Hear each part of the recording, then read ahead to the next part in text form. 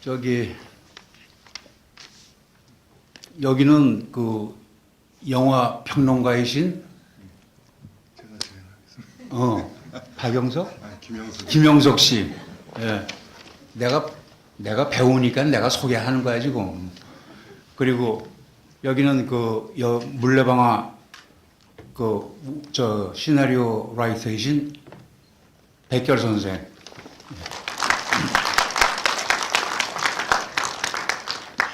이분은 그 시나리오를 썼던 만큼 공부를 많이 한 분이고, 나는 이 현장에서 노동을 한 조감독이니까 이 양반은 공부 한 축으로 얘기를 할 거고, 나는 노동을 한 축으로 내 경험으로만 얘기를 하겠습니다. 예. 여기 이제 평론가시니까 진행을 해 보시죠. 예. 제가 해야 될 거를 선생님이 많이 해주셔가지고 지금 방금 보신 이제 물레방아라는 영화는 1966년에 만들어진 그 영화인데 60년대 중반 이제 이만희 감독님의 가장 그러니까 많은 작품들을 연출하셨고, 그리고 작품적으로 가장 많은 좋은 평가들을 받으셨던 어떻게 보면 이제 전성기 가장 많은 작품 만드셨던 그런 시기에 나왔던 그런 수작 중, 걸작 중 한 편이라고 할 수가 있는데요. 보시면 이제 지금 저희가 이 자리에 모신 백결 선생님이 사실 이제 이 영화부터 시작해서 60년대 말까지 그 이만희 감독님과 이제 여러 작품에서 같이 작업을 하셨습니다. 근데 이 물레방아가 이제 처음으로 같이 작업을 하셨던, 크레딧에 이제 그 백결 선생님 이름이 올랐던 이만희 감독님 영화 중에 첫 작품이라고 할 수가 있고요. 그리고 아까 그 영화 시작할 때 자막을 크레딧을 꼼꼼히 보셨으면 연출부에 이제 양택조 선생님의 성함이 있는 것을 확인하신 분도 아마 계실 텐데요. 양택조 선생님도 이 영화 외에도 이만희 감독님 영화의 여러 편의 연출부로, 그러니까 그 당시에 이제 연출부의 자막이 영화 크레딧에 표기가 되는 경우도 있고 안 되는 그런 경우도 있었는데, 여러 편의 작품을 연출부로 작업을 하셨던 이제 양택조 선생님이십니다. 그래서 이 영화에도 영화 연출부로 작업을 하셨고요. 66년에 이제 여러 편의 영화가 나오고, 제작사는 세기상사, 지난주에 이제 사용되었던 마의 계단이라는 작품이 있었는데, 그 세기상사가 처음으로 시도했던 한국 영화가 이제 이만희 감독의 마의 계단이 그 전에 외화수입만 했던 그런 회사에서 첫 작품이 마의 계단이었고, 이 작품도 이제 그 세기상사라는 회사에서 계속 이만희 감독과 작업한 그런 결과물 중에 한 편이라고 할 수가 있습니다. 그리고 이따가 이제 선생님들께 이제 여쭤보겠지만, 이 영화는 이만희 감독님 영화 중에 뭐 많지는 않지만 흔히 이제 60년대 문예 영화라는 장르 아닌 장르가 있었거든요. 그러니까 한국 문학의 근대 문학의 주요작들을 소재로 해서 이제 연출 각색을 해서 이제 만들었던 흔히 얘기하는 문예 영화라는 그런 흐름들이 있었는데, 사실 그 시기에 나왔던 다른 문예 영화들과는 굉장히 톤이나 방식이 굉장히 많이 다릅니다. 그래서 원작이 라도양의 이제 물레방아라는 거 외에는 사실 그 시기에 나왔던 문예 영화들의 어떤 그런 톤들, 오늘 나왔던 두 분의 주연이 신영준 선생님이랑 보나 선생님인데, 두 분이 이제 갯마을이라는 영화로 같이 이제 연기를 하셨어요. 근데 그 영화가 이제 가장 대표적인 그 시기에 이제 문예 영화였는데, 그 영화 만약에 그 영화 보신 분들 비교해 보시면은 같은 문예 영화라는 범주에 묶기로는 굉장히 무리가 있는 굉장히 다른 톤의 그런 영화라고 할 수가 있습니다. 그리고 보시면 이게 신영규 선생님의 연기가 굉장히 인상적인데, 사실 신영규 선생님 같은 경우에는 이만희 감독 영화에 많이 출연하셨던 그런 배우는 아니셨어요. 그러니까 다른 남자 배우들 신성희 선생님이나 장동희 선생님이나 이런 분들, 그리고 아까 어르신으로 나왔던 최남현 선생님이나 이런 분들이 많이 출연하셨는데, 신영규 선생님이 이제 많이 출연하시지 않으셨지만 이 물레방아에서 굉장히 인상적인 그런 연기를 보여주셨습니다. 그래서 먼저 두 분께 이제 여쭤보고 싶은 건, 먼저 백현 선생님께는 처음으로 이제 같이 작업을 이제 하시게 된 그런 작품인데 그 문예영화라고 하지만 그 원작 소설을 읽으신 분들도 도대체 어떤 그런 뭐 공통점이 있는지 궁금할 정도로 굉장히 다릅니다. 원작과 굉장히 많이 거의 뭐 100% 가까이 다르다고도 할 수가 있는데 그 작업 과정, 각색이나 같이 이제 하시게 되는 과정에 어떤 부분들이었는지 그런 부분들 여쭤보고 싶고요. 그리고 양택준 선생님께는 이 현장, 그 당시 현장이 이게 뭐 로케이션이기도 하고 세팅인 것 같기도 하고 굉장히 이렇게 공간이나 이런 분들이 굉장히 인상적인 그런 공간들이 많이 있었거든요. 현장에서도 굉장히 쉽지 않게 이렇게 그 현장이 진행되지 않았을까 싶을 정도로 굉장히 난이도가 높은 그런 장면들도 많이 있는데 그 현장, 그 당시 현장이 어떤 식으로 진행이 됐었는지 두 가지로 좀 여쭤보고 싶습니다. 선생님께. 나는 오늘 이만희 감독의 이 작품 세계에서 이 영향을 받은 게 그 당시 우리나라 그 정치적인 이 상황이 이제 그 방공법이 있고 그래서 그것 때문에 규제를 받아가지고 엄청 많은 영향을 받아서 작품에까지도 영향을 미쳤기 때문에 그거를 이제 설명을 먼저 하려고 그랬는데 현장의 그 상황을 이제 질문을 하시니까 그 현장 상황부터 제가 설명을 드릴게요.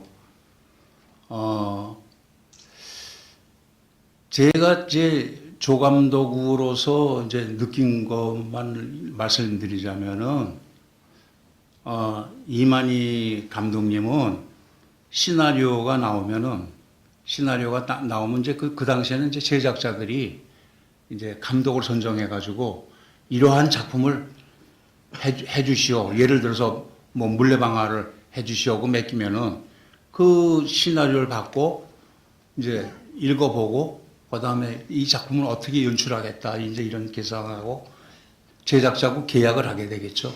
계약을 하고 그 다음에 이제 뭐 캐스팅을 하고 뭐 이렇게 준비를 해서 이제 촬영을 나가는데 그 이만희 감독님 웬만한 작품들은 그 당시에 이제 이렇게 제작자가 하자고 그러면 그냥 받고 계약을 합니다. 계약을 하고 시나리오는 이렇게 한번 이렇게 읽어보고 마땅치 않으면 이 시나리오를 그냥 한쪽에 던져버리고 그 다음에 자기가 다시 계산을 해가지고 시나리오를 뭐 거의 이제 계산을 하죠. 그리고 이제 촬영을 나가면서 콘티로 정리를 다 합니다. 컨티뉴이티를 뭐 콘티라고들 그러죠. 콘티로 정리를 하는데 내가 느낀 거로는 이 양반이 콘티를 정말 좀 모순 있는 얘기지만 콘티를 상당히 정확하게 합니다. 제가 연출부로 들어가가지고 이만희 감독님의 이 콘티를 읽어내는데 3년이 걸렸습니다. 그 콘티에 써 있는 무슨 뭐 부호라든가 이거가 어려워서 3년이 걸린 게 아니라 그 속에 포함되어 있는 연기자의 감정 이거를 읽고 해석을 해서 움직임. 그러니까 이제 예를 들어서 큰 세트장을 하나 잡았다. 그러면 이제 거기 연기자들을 모아놓고 연기자의 움직임을 콘티에다가 이제 이렇게 하는데 그때 거기다가 이제 카메라 이제 워킹이라고 그러죠. 카메라의 움직임이 이런 거를 다 카트 순서나 이런 걸로 다 이렇게 평면들 그려놓습니다. 평면들 그려놓으면 무슨 뭐 평면도가 딴 거 아니고 그냥 줄로만 이렇게 카트 1, 줄 이렇게 카트 2 이쪽으로, 카트 3 이쪽으로 이렇게만 이제 해놓는데 그게 처음에 보면 뭔지 몰라요. 근데 나중에 그걸 배우의 감정이 이렇기 때문에 이렇게 움직이는구나. 그래서 이렇게 움직이게 되는구나. 이거를 깨닫게 되는데 한 3년 걸렸습니다. 그러니까 자연히 연기가 공부가 되죠. 이제 조감독이지만. 그리고 나중에 이제 알고 보니까 이만희 감독이 또 사실 연기에 또 일가견이 있습니다. 무대 연극을 하셨기 때문에 연기에 일가견이 있는데 자기의 그 연기력을 그냥 콘티에다가 다 쏟아넣는 거예요.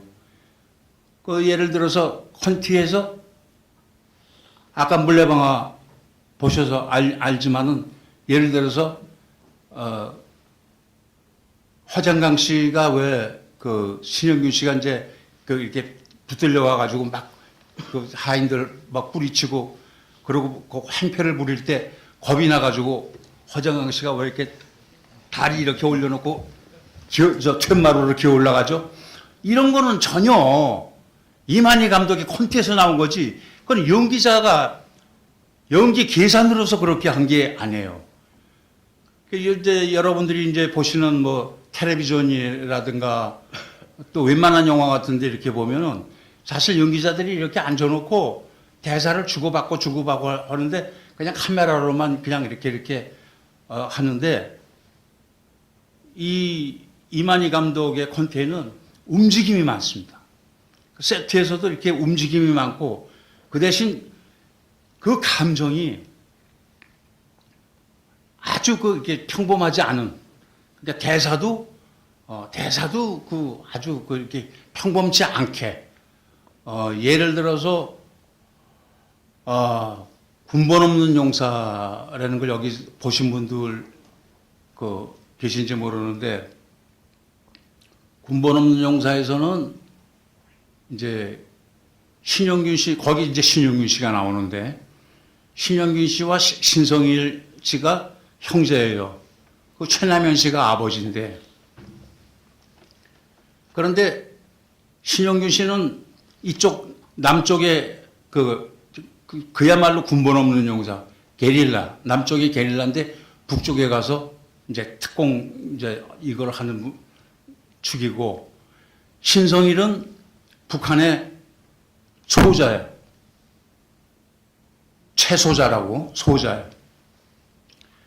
그런데 이 가끔가다 자기 형이 나타나가지고 이 평양을 그 일대를 갖다 요란을 떨고 그러는데 거기 이제 허장강 씨가 뭐로 나오냐면 여기로 얘기하자면은 무슨 정보참모부장 정도의 역할인데 이거를 알고 보니까 게릴라 대장이 최소자의 형이다. 이걸 알아가지고 이제 그 신성일한테 압력을 가는 거야. 너희 형 빨리 잡아내라. 그러니까 이제 이 신성일은 그 북한에서 이 영웅 칭호를 받으려고 막 거기에 이제 혈안이 돼 있는데 화장경 씨가 이제 그 정보참모부장이 막 압력을 가하니까 자기 아버지한테 캔에 들어가는 거예요. 형이 여기 나타나고 그러는데 아버지 형이 있는 데를 가르쳐 주셔. 형을 내가 잡아야 되겠다. 그러니까 아버지가 그게 됩니까? 몇 번 해도 안 되니까 결국은 자기 아버지를 체포를 해가요. 그래가지고 자기 아버지를 고문을 합니다. 그래가지고 고문을 하다가 안 되니까 나중에는 총살을 시키게 돼. 그래가지고 최남현 씨가 이제 신성일의 아버지인데 자기가 영웅 칭호 받으려고 자기 아버지를 이제 총살시키는데 그 병사들이 이제 이렇게 거총하고 있는데 그 발사라는 그 소리를 자식이 자기 아버지 총살시키는데 발사 이거를 이제 외치는데 이거는 이제 이만희 감독이 녹음할 때 그때 후시 녹음이었으니까 발사는 그냥 소리 내지 말자. 자식이 애비를 죽이는데 발사까지 넣는 건 너무 잔인하다. 그래서 그냥 음악으로 그냥 꽝 넣고 발사는 그냥 입만 뻥긋 발사 이렇게 된 이제 그렇게 해서 아마 여기 저 영화를 보셨으면 아시지만 그렇게 해서 자기 아버지를 총살을 시킵니다. 신성일이가. 그러고 이제 사령부로 돌아가서 의기양양해가지고 아버지 내가 처단했다. 뭔지 이러겠는데 거기에 이제 총참모장이 박암 씨인데 나 물 좀 먹게요.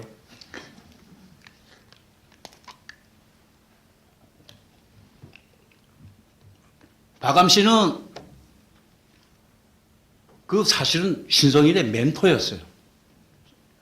그래가지고 자기 부하를 참 사랑했는데 세상에 자기가 영웅이 되겠다고 아버지를 총살을 시키고 그러니까 이거를 야 이 미친놈아 네가 출세를 하겠다고 애비를 죽이냐 이 소리를 대놓고는 못해.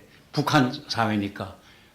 얘기를 잘못하면 뭐 김일성을 욕하는 거가 되니까. 그러니까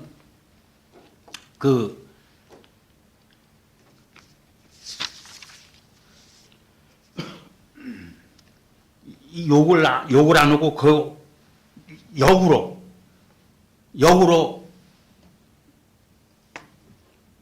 감정이 격해가지고 위대한 영도자 이제 한참 그 신성일을 몰아대다가 나중에 이제 얘기가 안 되니까 욕을 대신하는 게 뭐냐면 위대한 영도자 김일성 장군 만세.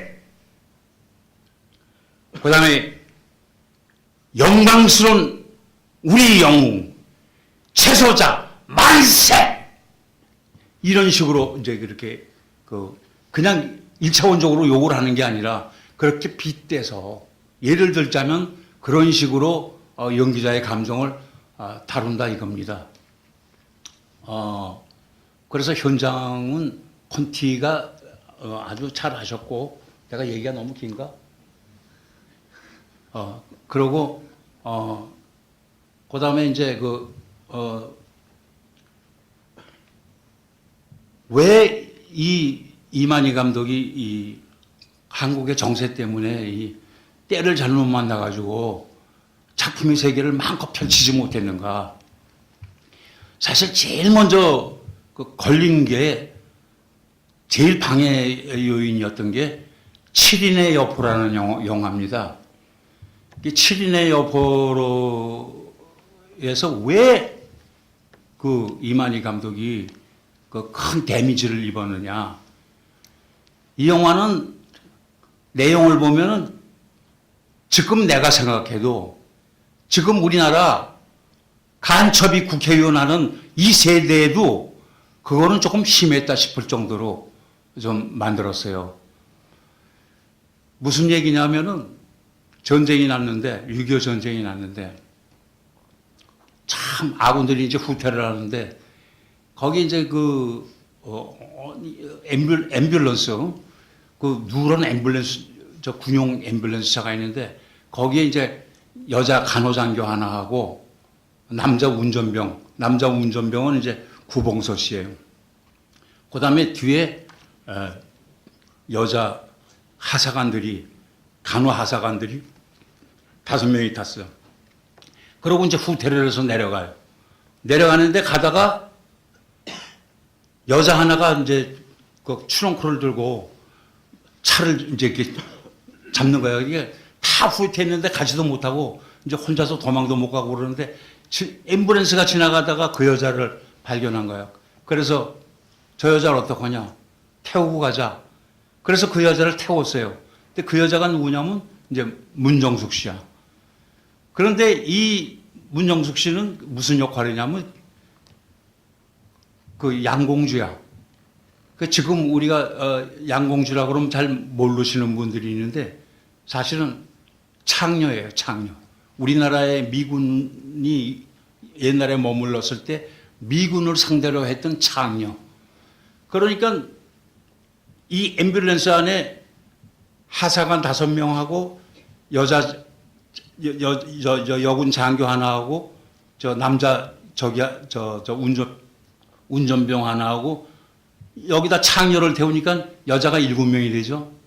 그 7명을 싣고 내려가다가 인민군한테 포로가 돼요.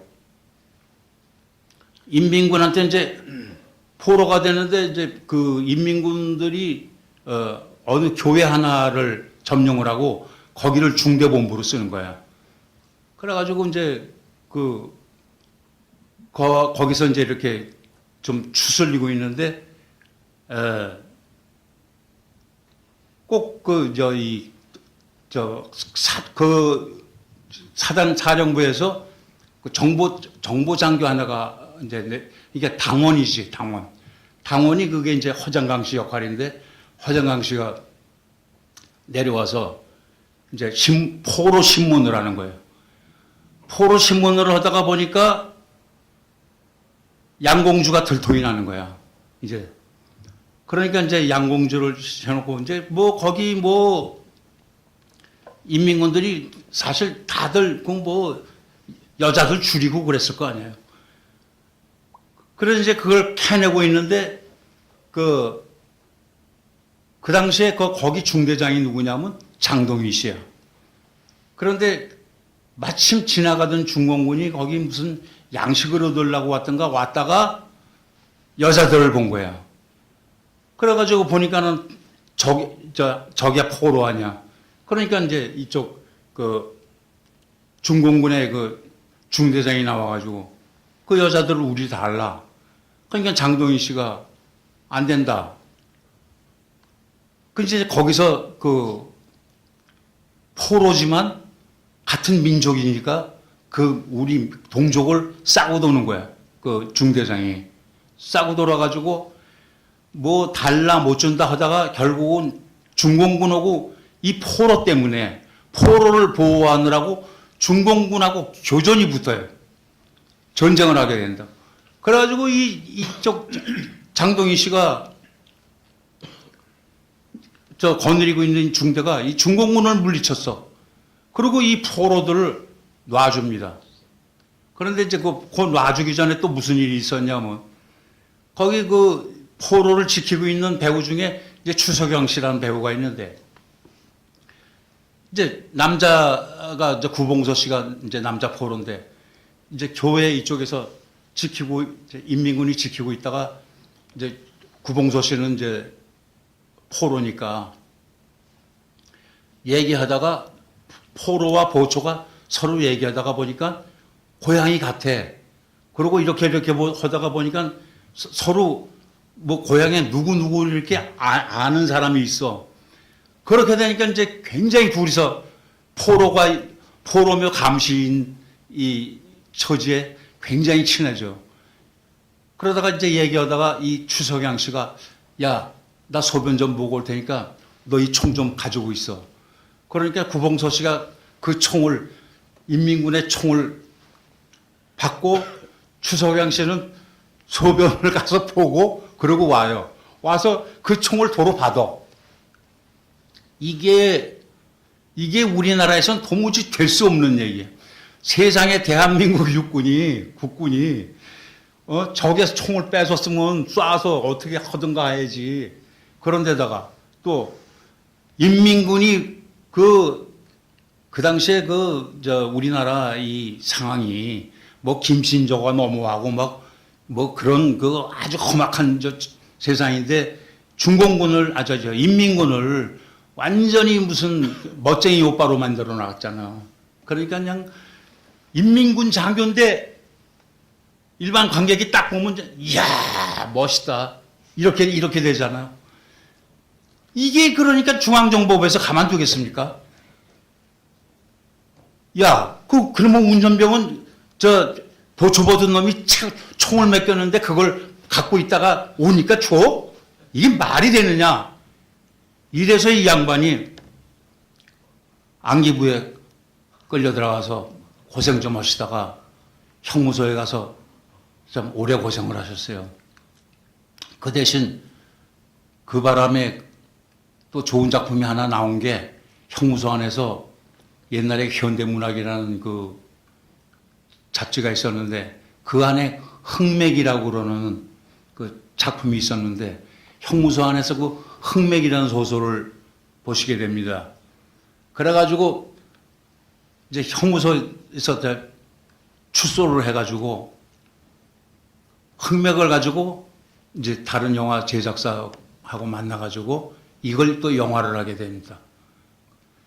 근데 뭐 그건 이제 나중 얘기고 어쨌든 간에 이것 때문에 군번 없는 용사도 바감, 신송일, 허장강 이러고 뭐 저 인민군 장교들이 나오는데 번쩍번쩍하고 뭐 저 장화가 착착하고 멋있고 이러니까 안기부에서 이만희 감독 불러가지고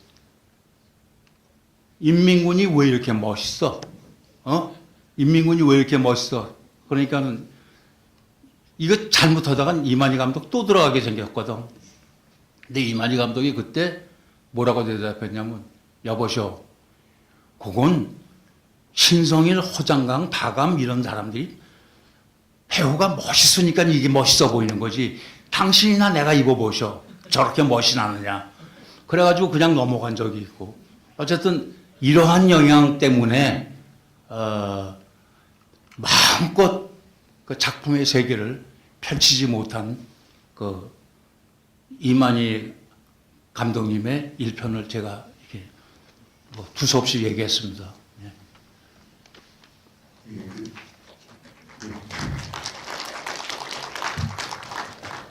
양태규 선생님께서 이제 이만희 감독과 올해가 좀 함께 하시면서 이제 옆에서 보시면서 느끼셨던 감독님에 대한 그런 이야기들과 현장에서의 이야기들이고 감독님의 이제 영화 아까 말씀하신 7인의 역보로 사실 그 당시에 영화계에서 굉장히 큰 사건이 중요한 사건이 한국 영화사에서였는데 그 사건 시기에 이제 그 감독님의 어떤 그런 일들 말씀해 주셨고요.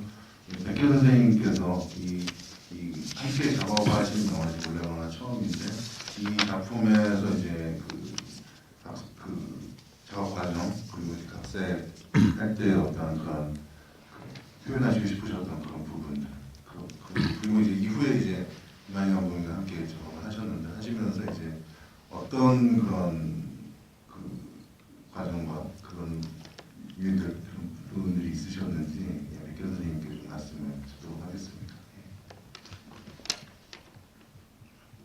네, 여기 계신 여러분들 중에서 이 원작이 나도양 씨의 단편 소설입니다. 읽어보신 분이 분명히 있을 것 같아서 제가 꼭 한 말씀 드리겠습니다.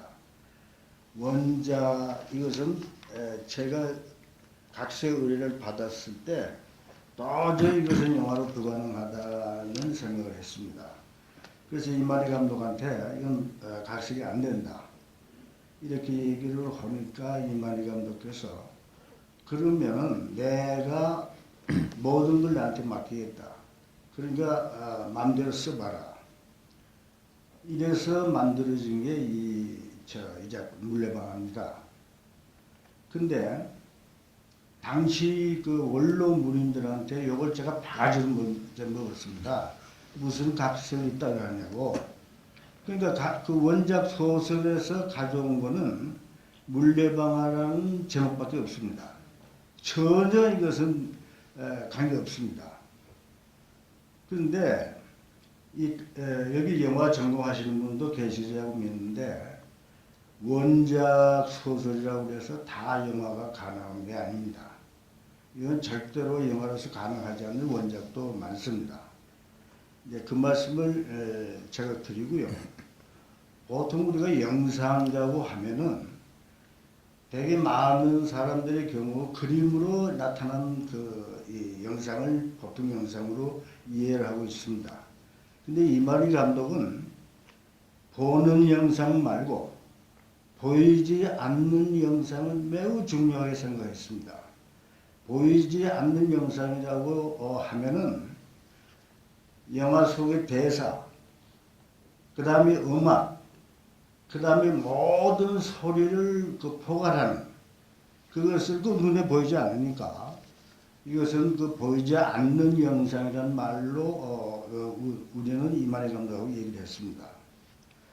근데 그 가령 우리가 이북 영화를 가끔 보면요, 그 배우들의 액센트 때문에 아주 불쾌해서 듣지 못합니다. 그리고 이 동시대에 만들어진 모든 한국 영화들도 그 대사가 불쾌해서 아주 영화의 정서에 접근하기가 거의 불가능합니다. 그런데 이만희 영화가 만든 오늘 이 영화를 비롯해서 몇몇 채 영화는 보통 우리가 가끔씩 보는 영상 자료를 통해서도 그렇고 그하고 분명하게 차별이 됩니다.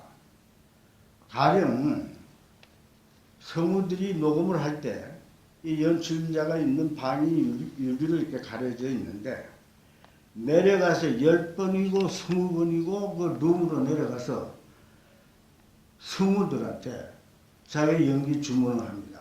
그 결과가 오늘 우리가 이제 다른 영화와 차별화된 이만희 영화라고 저는 생각을 합니다. 그것은 촬영 현장에서 배우에게 연기 지시를 하고 하는 것 이상으로 녹음실에서 그렇게 공을 들입니다. 그것은 다른 영화 감독들에게는 보기 힘든 이만희 감독님이 갖고 있는 연기 지도 태도입니다. 이것은 많은 평론가와 많은 영화 교수 학자들이 이만희 영화에 대해 찬사도 하고 비판도 하는데도 불구하고 이 부분을 누구도 지적하지 않았습니다. 그래서 오늘 처음 제가 지적을 한 겁니다. 근데 이 양택조 씨는 조감독을 했고, 조감독 또 본인 스스로가 연극을 했기 때문에 이만희 감독의 이를테면 녹음실에서의 지시, 내용을 이 양택조 씨가 굉장히 자세하게 정확하게 알고 있습니다. 그리고 이만희 어디에서 제가 오늘 대학에서 특강을 한 자리에서 이렇게 얘기한 적이 있습니다. 이만희 영화가 성공하고 있느냐 실패하고 있느냐에 대해서는 내가 영화를 같이 만든 사람으로서 제가 얘기하기가 곤란하다. 그러나 분명히 얘기할 수 있는 게 하나 있다. 이만희 영화는 미국 영화하고도 다르고 일본 영화하고도 다르고 프랑스 영화하고 분명히 다르다. 이것은 좋고 성공하고 있느냐의 여부를 떠나서 이만희 영화의 바로 다른 점이라고 제가 지적한 바가 있습니다. 그러면은 뭐가 다르냐 이만희 영화가 다른 영화가 한국에 똑같은 한국에서의 감독하고도 분명히 다릅니다. 그것은 저는 이렇게 얘기를 했습니다. 영화 평론을 만약에 제가 쓴다면은 한국 영화 100년사를 쓴다면은 이만희를 중심으로서 이만희 이전과 이후가 분명히 이것은 기억해야 됩니다. 그럼 이만희 감독과 다른 감독과 비해서 뭐가 다르냐? 이만희 감독 이전에는 영화의 언어라는 게 존재하지 않았습니다. 가령 우리가 예술 장르에 무용은 무용의 고유 언어가 분명히 있습니다. 연극은 연극의 고유 언어가 있고 다 회화는 회화별의 언어가 있는데 우리 영화는 이만희 이전에는 그런 고유의 언어를 찾지 못했습니다. 이만희 때에 이르러서 비로소 영화의 언어를 찾기 시작했습니다. 그래서 이만희의 이전과 이후가 구별이 된다는 말씀을 제가 드렸습니다. 그럼 두 번째 뭐가 차별이 되느냐? 보통의 경우는요, 스토리를 따라갑니다. 영화를 찍을 때. 근데 이만희 감독이라 해서 초기의 작품을 전부 얘기하는 게 아닙니다. 60년대에 만들었던 작품을 중심으로 얘기한 겁니다. 이야기를 따라가지 않고 캐릭터를 따라갑니다. 등장인물, 그 캐릭터를. 가령 이번에 물레방아도 고나라고 하는 그 이야기에 매달리지 않고 이야기에 끌려다니지 않고 고은하라고 하는 그 연기자 아마 오늘 영화를 보셨으면은 제 말씀이 아마 다시 상기될 텐데 고은하의 그 캐릭터를 집요하게 추적합니다. 따라갑니다. 가령 이런 한두 가지의 그 차별성을 해서 이만희는 분명히 다른 자기가 만든 영화도 달라야 한다고 생각하는 사람입니다. 이만희 감독은. 그 부분을 제가 여러 평론가들이나 영화학자들이 그 이만희 감독 영화에 대해서 비평을 하고 얘기를 하는데 제가 오늘 말씀드린 이 부분에 대한 지적이 빠져 있어서 오늘 그 강조 말씀드립니다. 네, 이상입니다.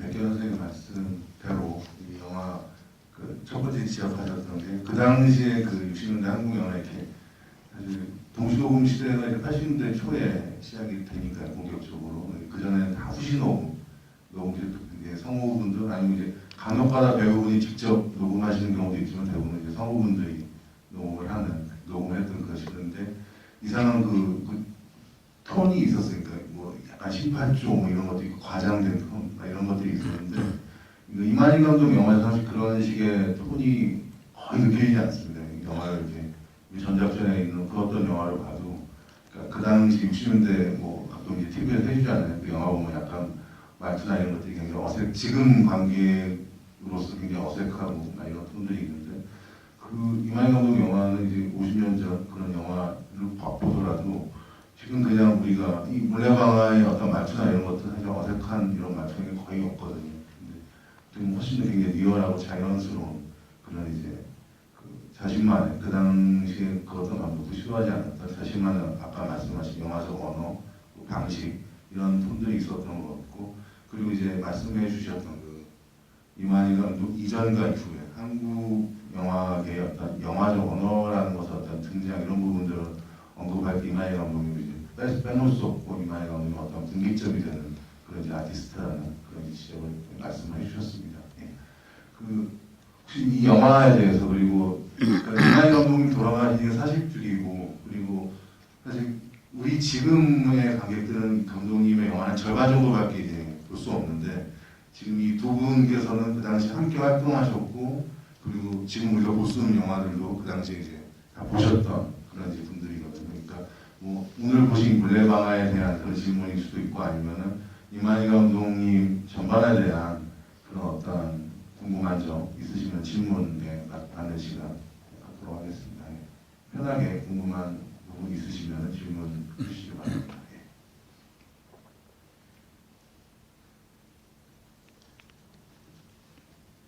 질문 없으신가요? 예, 가운데 검으로 입으신 분이요. 예. 마이크 지금 드리겠습니다.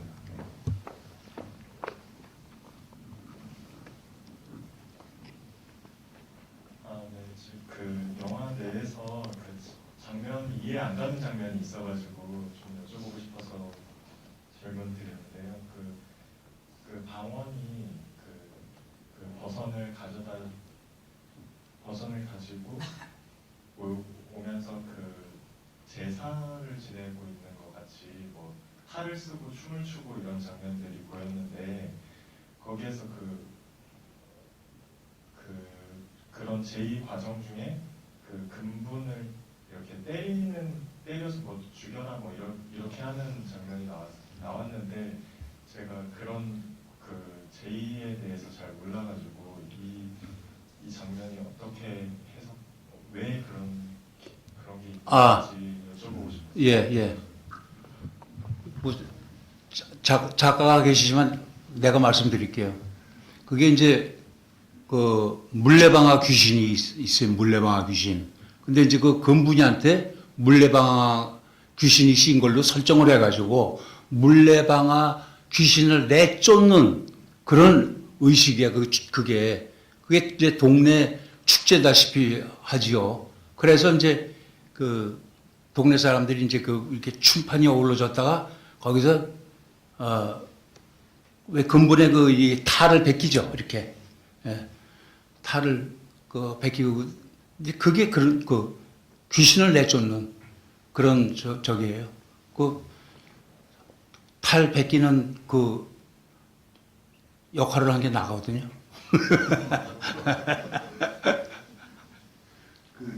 그 장면이 이제 맨 마지막 엔딩에서 비슷한 모티브가 이제 반복이 되기도 하죠. 그러니까 굉장히 그 어떻게 보면은 이야기도 이야기지만 그 화면이나 이런 거 굉장히 치밀한 그런 또 구도라고 구성이라고 할 수가 있습니다.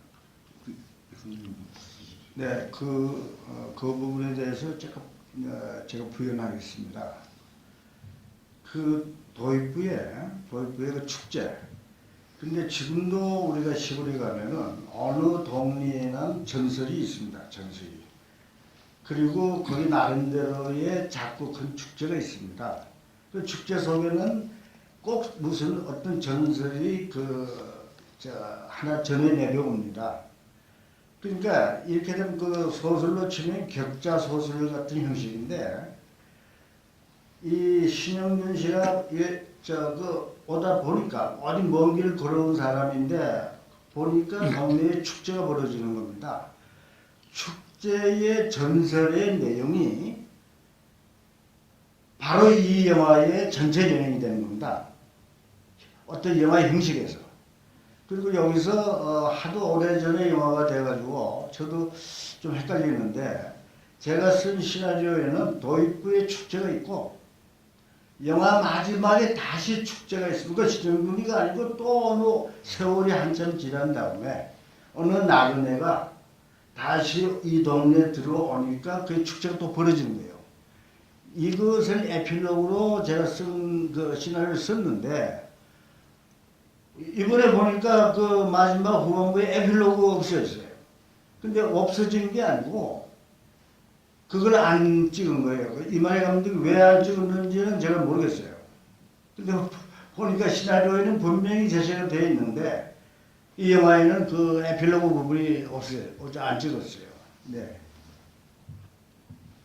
근데 내가 그거 반론을 얘기할게요. 내 기억으로는 분명히 그 에필로그가 있었어요. 그래서 내가 그 당시 한 얘기가 있었거든. 왜냐하면 이 백결 씨가 시나리오 썼을 때 그 도입부와 맨 라스트의 그 씬이 반복된 그래서 내가 꼭 그 반복된 무슨 시를 읽는 기분이었다고 감탄을 했었거든요. 그런데 영화를 보니까 그 씬이 도입부 이제 백결 씨가 쓴 내가 문구도 내가 안 잊어버리는데 가없는 벌판 쏟아지는 햇빛 그래서 멀리서 이런 식으로 이제 얘기했는데 맨 라스트 씬에 가면 또 가없는 벌판 쏟아지는 햇빛 이렇게 나오거든. 그래서 이런 반복된 효과가 어떻게 나오나 하고 내가 그거를 상당히 노렸는데 영화에 그렇게 나왔는데 별로 감흥이 오지 않더라고요. 그게. 그래서 그런 얘기를 한 적이 있었거든요. 근데 이렇게 반복이 있으면 감흥이 와야 될 텐데 왜 영화를 보니까 감흥이 안 오느냐? 내가 이러고 항의를 한 적이 있어요. 그 당시에. 그런데 그러니까 그 안에 무슨 다른 작업이 있었는지 모르지만 내부 기억으로는 분명히 에필로그 찍었다고. 근데 이건 아주 중요한 얘기인데 그 사회자께서 한번 말씀을 해주세요. 근데 분명히 시나리오에 있었다는 건 같이 우리가 동의합니다. 근데 완성된 영화에서 그 에필로그 없어요. 에필로그가. 그리고 왜 에필로그가 없다는 걸 확인하냐면은 마지막에 끝자막이 올라옵니다. 그럼 만약에 에필로그가 있었으면 끝자막이 없어야죠. 자막이. 그러니까 에필로그 마지막에 그거는 어떤 이유인지는 모르겠습니다만 안 찍은 거예요. 안 찍은 게 아니라 찍었는데 끝 자막은 그거는 제작부에서 처리할 수도 있어요. 그렇게 그거는 편집 기사한테 얘기해가지고 내가 그걸 분명히 질문을 했고 그 기억이 나거든. 지금 이제 논점이 이제 백견 선생님이 쓰신 시나리오에는 그 앞뒤가 이제 수미상관적으로 반복되는 그런 구조였고 그 부분에 대해서 이제 양택천 선생님도 분명히 있었고 이제 그 백견 선생님 에필로그에 그게 없는 걸 보니 이마희 감독님이 안 찍으신 것 같다 이렇게 말씀하셨는데 양택천 선생님은 찍었다 분명히 찍었는데 이제 편집 과정에서 이제 그게 어떤 점에서 빠진 것 같다 이렇게 약간 그런 사이신 것 같은데. 예, 그건 나중에 제가 네, 저 증거를 찾아가지고 네, 증명을 할게요. 예, 그 당시에 이제 또 제작사 세계상사라는 또 제작사의 또 무슨 뭐 입장이 있었을 수도 있고 그 이제 그 제작자국이 따로 있고 근데 일단 그 원형에는 그러니까 이 백현 작가님께서 의도했던 그 이 물레방아라는 영화의 그 이야기의 원형에는 맨 앞장면과 그리고 시간이 흐른 다음에 또 이제 그 장면은 반복되지만 시간이 흐른 후에 이제 그 맨 앞에 있던 장면이 반복되는 그런 구조를 의도하셨고 감독님도 분명히 이제 그 앤드류 증언에 의하면 그 엔딩 에필로그로 분명히 감독님도 찍으셨다는 것까지 이제 일단 확인을 하고 그리고 근데 이제 저희가 보는 지금 영화에는 그 에필로그가 없는 아니 그리고 만약에 그걸 분명히 찍었다면은 그 제작부가 잘못이 아니고 이게 조연출이 잘못이에요. 아니야. 그거는 그 제작부에서 엉망맹기로 놓은 게 뭐냐면 이 얘기 잘 나왔어. 이만희 감독의 작품 중에서 내가 제일 근사한 정말 세계적인 작품이다 하고 그 만든 작품이 들국화는 피었는데라는 영화가 있는데 그게 아직 여기 있죠. 있는데 나는 그 영화를 보면 아주 한탄을 합니다. 왜냐하면 이 영화가 처음 이만희 감독이 만드는 이 오리지널리티는 기가 막혔는데 그 당시에 영화를 전쟁 영화거든. 전쟁 영화인데 그것도 내용이 뭐냐면 이대엽 씨가 이 인민군한테 패퇴를 해가지고 후퇴를 하다가 결국 자기 친구 중대장이 신성일한테 찾아가가지고 내 부하 다 죽였다고 통곡을 하고 그다음에 밥 좀 달라고. 그러니까 뭐 전장에서 뭐 밥이라는 게 뭐 그냥 찬밥 덩어리 이거 물 딱 말아서 막 먹고 있는데 저쪽 뒤로는 막 피난민들이 꾸역꾸역 밀려가고 거기서 막 이대엽 씨가 이제 이게 밥을 먹고 그러고 집차를 타고 나간다 그러고서 달려가가지고 이제 적의 탱크하고 그냥 부딪혀가지고 산화하는 그런 장면이 있었는데 자 7인의 여포로 때문에 이런 사건이 있었기 때문에 그 당시에 문화공보부 장관이 문고부 장관이지 윤지용 씨라고 있었는데 이 양반이 이 영화 나왔다간 자기 모가지 날아갈 것 같으니까 이 영화를 검열을 안 내주고 신상옥 감독을 이제 불렀어요. 그래가지고 그 당시 중앙청에 공보부 이제 영화가가 있었는데 거기서 신상옥 감독을 이제 모셔다 놓고 당신 이 영화 좀 고치시오. 그러니까 이제 신상옥 감독이 그럼 봅시다. 그래가지고 이 들국화는 피었는 데를 쫙 틀어줬어요. 신상옥 감독이 다 보고 나더니 난 이 영화 손댈 데가 없어. 그리고 딱 일어나서 나가버렸어요. 그러니까 이거를 윤지용 장관이 이거를 아래 부하들한테 야 너희들 알아서 해. 이것들이 그냥 뭐 저희 마음대로 막 개치를 해가지고 편집도 막 그냥 지 마음대로 하고 그래가지고 이게 오늘날 남아있는 게 이건데 나는 이게 정말 참 욕스러워요.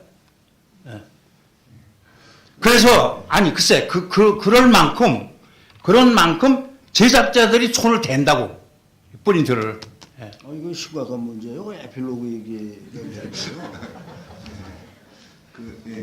양득 선생님 지금 말씀하신 이제 들국화 현재 이제 그 당시에 그 영화진흥공사 지금 없어 이제 영화진흥공사에 제작했던 그런 보통 이제 국책 영화처럼 제작했던 영화인데 그 말씀하신 것처럼 이제 무작위하게 뭐 잘라낸 영화인데도 뭐 또 그럼에도 불구하고 지금 봐도 대단한 그런 장면도 많이 있습니다. 근데 이제 그 당시에 이제 그 시기에 좀 이만희 감독님이 어떤 억압, 탄압 일종 그런 부분들에 대해서 말씀해 주신 것 같고 또 질문 또 있으시면 앞에 하나는 보시면 연합.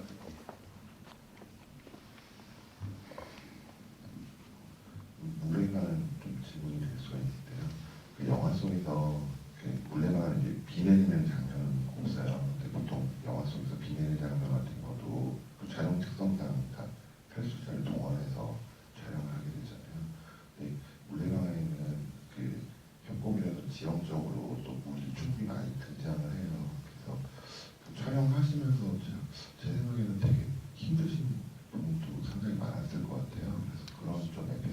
싶고요.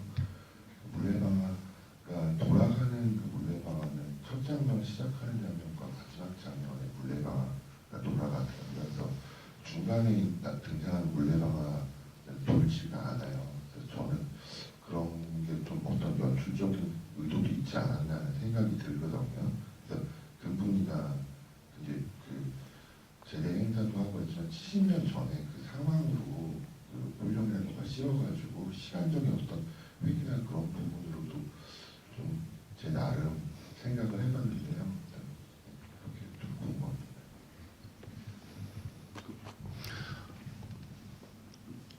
그 물레방아는 그 제가 기억이 나는 게 그 세트를 만들 때 그게 세트거든요. 물레방아가 그래서 이만희 감독이 이 물레방아를 상징성으로 물레방아를 일부러 크게 만들었습니다. 그 세상에 그만한 물레방아는 없거든. 만들었는데 그 물레방아를 돌리는 물도 그때 그 세트맨이 저쪽으로 이렇게 해서 물을 끌어다가 그렇게 이제 떨어지게 해서 필요하면 돌린 거고 그렇게 해서 돌아가고 안 돌아가고는 그건 무슨 난 기억이 안 나고 또 돌아가는 것만 난 기억이 나고 뭐 안 돌아간 적도 있겠죠. 물레방아가 노상 돌아가는 건 아니잖아. 가물면 안 돌아갈 거 아니에요. 그리고 BC는 옛날에 소방서에 이렇게 그 살수차 있죠.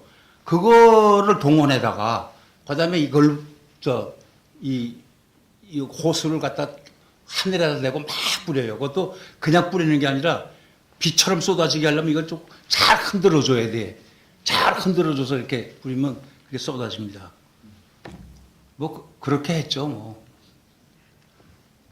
저는 이제 영화 보면서 이제 궁금한 그런 부분들이, 그러니까 처음에 이제 등장할 때 다리부터 이제 신유미 씨가 등장하고, 그다음 영화는 이제 보면은 굉장히 그 풀샷으로 몸을 보여주는 게 아니고 이렇게 얼굴 뭐 이렇게 그 고은하 선생님 누워 있을 때 이렇게 얼굴 클로즈업으로 이렇게 보여준다거나, 어떤 사람 몸을 이렇게 파편적으로 보여준다거나, 아니면 다리를 이렇게 막 일부만 보여준다, 이런 장면들이 굉장히 많거든요. 근데 이런 부분들이 그 시나리오나 이런 단계에서 어느 정도 의도가 됐던 어떤 그런 미학적인 부분인지, 아니면 감독님 연출하시면서 현장에서 이제 이 영화에서 이런 식의 이제 샷을 많이 좀 구사해야겠다, 이런 부분이 굉장히 궁금하더라고요. 근데 그거는 시나리오에서도 지시된 경우가 있고요. 그 지문에서. 그리고 그것은 이만희 감독의 그 아이디어로 그렇게 한 경우가 있는데, 시나리오에서 꼭 이것은 연출자에게 이 의도를 전달해야 되겠다고 하면은 아주 그건 좀 구체적으로 거기다가 적시를 합니다. 그런 경우는 그 양쪽이 다 있습니다. 그리고 이 영화에 관해서 외국의 어느 평론가가 굉장히 몇 년 전의 이야기인데, 가장 그 이만희 영화의 여러 개의 영화 중에서 가장 아름다운 영화라는 표현을 썼습니다. 이 물레방아를 보고. 근데 보통의 경우는 흑백 영화라고 하지 않습니까? 흑백 영화라고 하면은 흑과 백 두 가지밖에 없는 걸로 생각하는데, 이건 천만의 얘기입니다. 천만의 말씀입니다. 이거는 흑백 톤도 수십 가지가 있습니다. 그래서 흑백 영화의 아름다움을 가장 잘 그 표현해서 만든 영화가 아닌가, 저는 이렇게 생각합니다. 제가 그리고 한 가지 그 백결 씨한테 뭐 아부하는 얘기도 아니고, 아까 내가 그 이만희 감독이 이 영화 시나리오를 받으면은 이렇게 읽어보고 그냥 던지고 콘티로 다시 작품을 쓰다시피 해서 촬영을 한다고 했는데, 유일하게 이 백결 씨 작품, 난 이 물레방아의 시나리오 나오는 그 과정을 내가 다 봤거든요. 그리고 현장에서도 봤는데, 유일하게 한자도 건드리지 않고 100% 그 시나리오대로 쓴 게 이 백결 씨의 물레방아예요. 그리고 그 다음에 뭐 백결 씨 작품들이 무슨 기적이라는 것도 있고, 뭐 휴일, 귀로 뭐 이런 작품들이 그러고 보니까 이 양반 그 시나리오 타이틀은 두자가 많습니다. 예. 그런데 그 영화들을 보면 그 이만희 감독이 건드리지 않았어요. 그냥 원작대로 그대로 해준 그 아주 괜찮은 작가입니다. 그 법률과 관계되는 부분을 제가 짧게 한 말씀 드리겠습니다. 공식적으로는 물레방아가 이만희 감독하고 나하고 처음 만나는 영화로 기록되어 있습니다. 이만희 감독하고. 근데 몇 년 전에 어느 영화 평론가가 중앙일보에 백혜리에 관련된 그 기사, 박스 기사를 쓴 적이 있는데, 이명씨가. 그때 그 제목이요, 비운의 시나리오 작가 백혜리, 이렇게 제목이요. 그래서 아무 생각해도 내가 비운의 작가가 아닌데, 그래서 그 평론가를 만나서 왜 이 제목이 비운의 시나리오 작가냐. 그러니까 이분이 하시는 말씀이 그 기사를 쓰기 위해서 조사를 다 했답니다. 조사를 하니까 영화 된 것보다도 영화 검열이 안 돼가지고 이렇게 중단된 게 더 많다는 걸 발견했다. 그래서 그 비운의 작가라고 썼다 이렇게 얘기를 했어요. 그 무슨 예를 들어 천국의 사랑이라고 하는 건 우리 이 양철조 씨가 잘 아는데 문희하고 신영균 씨가 주연입니다. 송재호 씨하고. 근데 그거는 30%를 촬영을 하다 중단된 겁니다. 만약에 촬영을 더 지속하면 잡아넣겠다고 그래가지고 그 중단된 거예요. 근데 옛날에는 사전 검열 제도가 있어가지고요. 시나리오를 쓰면 시나리오부터 먼저 검열합니다. 너 이거 영화 찍지 마. 그러면 그거 찍을 수 없는 거예요. 근데 이게 그 하루 검열에 걸리고 하니까 이만희 감독이 사전 검열을 제끼고 찍은 게 천국의 사랑이에요. 근데 그게 문공부에 투서가 들어가가지고 그 영화 중단된 겁니다. 그런 어려움이 있었습니다, 당시에. 참고로 말씀을 드리자면은 7인의 여포로 때문에 이제 이 양반이 형무소를 갔는데 그 죄목이 뭐냐면은 감상적 민족주의. 감상적 민족주의. 그래서 그 죄 때문에 형무소를 들어가고, 그 다음부터 이 작품을 활짝 피지 못하고, 아마 그 양반한테 이게 자유롭게 표현할 수 있는 정말 자유를 줬더라면은 우리나라 영화계가 훨씬 지금 달라지지 않았을까. 뿐만 아니라 세계적인 그 영화에도 그 영향을 미치지 않았을까. 이런 생각을 해봅니다. 시간이 많이 돼서 마지막으로 질문 하나만 더 받도록 하겠습니다. 뒤에 계신 좀 짧게 해주셨으면 감사드리겠습니다. 예, 저는 작품보다는 이제 양 선생님한테 질문드릴 게 있는데, 예. 이만희 감독과 문정숙 씨는 왜 결별을 하게 되는지 그게 궁금합니다. 남녀라는 거는 만났다 헤어졌다 하는 거 아니에요? 지금 또 얘기하자면 그 얘기 질문 잘하셨는데 내가 좀 입장이 곤란해요. 우리 이모거든 문정숙이가. 근데 저기 또 이만희 감독의 따님이 여기 이혜영 씨하고 그 언니 이혜빈 씨. 혜빈이 어디 갔어? 여기 왔는데 잠깐 일어나서 저기 인사를 드려요. 이만희 감독님의 두 따님이 여기 왔습니다. 인사했어요? 예. 예. 뭐 둘이서 정분 났다가 또 헤어지면 또 그런 거지 뭐. 그 문정숙 씨는 부모님이 어떤 분이셨습니까? 예? 부모님, 문정숙 씨 부모님. 그 양 선생님 외할아버지. 우리 외할아버지 난 보지도 못했어요. 우리 그 외가가 평안도 선천이거든. 예. 그래 우리 어머니는 북한에서 인민 배우고. 예. 근데 이제 우리 이모는 여기서 사실 언니 따라서 내려왔다가, 예. 언니 따라서 내려왔다가 동생은 여기 남게 되고 우리 어머니는 또 북한에 가가지고 김일성이가 좋아가지고 인민 배우가 됐고 난 평생 못 만나고 그렇게 됐습니다. 마지막으로 아까 이제 양 선생님도 말씀하셨지만 궁금한 게 이제 사실 40대 중반에 젊은 나이에 이제 굉장히 왕성 활동하시다가 세상을 떠나시게 됐는데 계속 활동하셨다면 이제 70년대, 80년대까지도 뭐 지금 90년대 이후로도 어떻게 보면 이제 활동하셨을 수 있는데 그러니까 백 선생님께 좀 약간 여쭤보고 싶은데요. 만약 그냥 계속 활동을 70, 80년대까지 하셨다면은 그 이만희 감독님의 작품 세계가 어떤 식으로 이렇게 갔을까 그냥 뭐 예측이지만 네. 생각하시는지. 네, 제가 다른 자리에서도 똑같은 질문을 받고 말씀을 드린 적이 있는데요. 이만희 감독은 자기가 작가주의 감독으로 불려지는 것도 싫어했고 상업주의 감독으로 불려지는 것도 아주 싫어했습니다.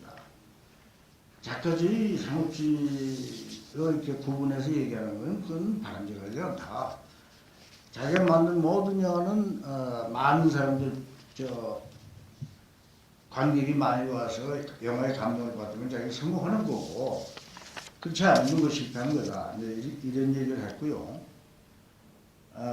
아마도 이렇게 됐을 겁니다. 감독님이 아직 살아계셨다면 한국 영화의 세계화는 깐느나 베니스의 예술 영화 만들어서 상 타서 되는 게 아니다는 그 확신이 있었습니다. 이분이 그걸 어디서 한국 영화의 세계화의 그 지름길은 한국형 액션을 개발하는 거다 이렇게 생각했습니다. 액션 영화. 그러니까 이만희 감독이 지금까지 영화를 좋은 영화를 많이 본 분들은 좀 의아하게 생각을 해요. 그런 거냐. 실제로 쇠사슬을 끊으라 같은 거를 억지로 제가 말을 만들어서 얘기하면은 한국형 김치 웨스턴 이것을 개발해가지고 뭐 만주를 파는 무도를 하든지 이래가지고 그런 그 한국형 액션 영화의 어떤 전형을 만들지 않았을까 이렇게 생각해 봅니다. 네, 오늘 긴 시간 동안 말씀해 주신 두 분께 마지막 박수 부탁드리겠습니다. 감사합니다. 영화제 5월 14일까지 계속되고요. 이런 이제 오늘 같은 이런 자리들이 두 번 정도 또 이제 5월 10일 내일이죠. 내일 이제 귀로 상영회 그 영화 평론가들 영화 감독이 정성희 씨도 강의가 있고요. 그다음에 이제 5월 14일 특별 이벤트로 시나리오를 듣는 만추를 부탁드리고 있습니다. 더 많은 참여 부탁드리고요. 영화 계속 상영이 있으니까 많이 와서 봐주시기 바랍니다. 감사합니다.